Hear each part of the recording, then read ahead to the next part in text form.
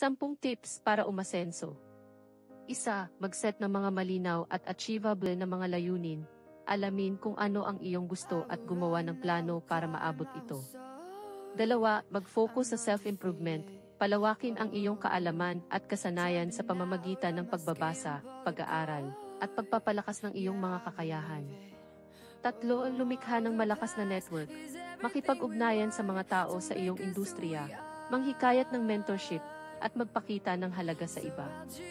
4. Mag-ingat sa iyong pananalapi, mag-budgeting, mag-ipon, at mag-invest ng maingat para sa iyong kinabukasan. 5. Huwag matakot sa pagbabago, maging handa sa mga pagbabago at maging bukas sa mga bagong oportunidad. 6. Magpakatotoo at maging matapat, itaguyod ang integridad at tiwala sa pamamagitan ng pagiging tapat at responsableng mamamayan. 7. Maging produktibo at organisado.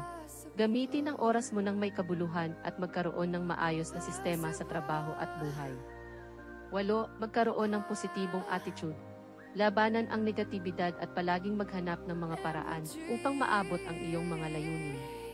9. Huwag mag-atubiling humingi ng tulong, alamin ang iyong mga limitasyon at humingi ng tulong mula sa mga eksperto o kapwa sa mga larangan kung kinakailangan. 10.